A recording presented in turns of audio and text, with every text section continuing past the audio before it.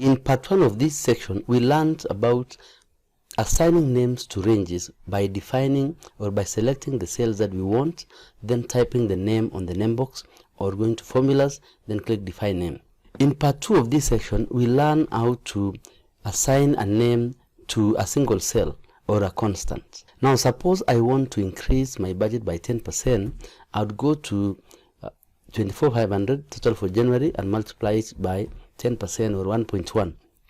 I'll get the total budget for January, then I can do the auto sum so that I can get the total budget for 2019, I mean for the following year. This is quite okay, but this is called hard coding, where should my change or should my increment change to 20% or 30% or another number, I'll need to change this manually on my Excel cells.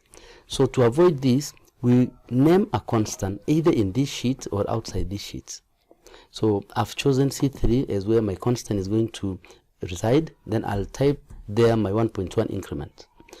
Give this a name, call it increase, and press enter. When you go to formulas and name manager, you will see the value for the name increase is 1.1.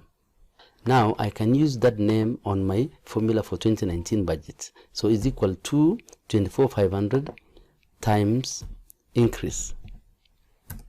Then I press enter and copy this across sheets. Now these names will appear. Should I want to change, or I want to change the name, I can go to name manager, click edit, and edit any name that I need. Thanks for watching.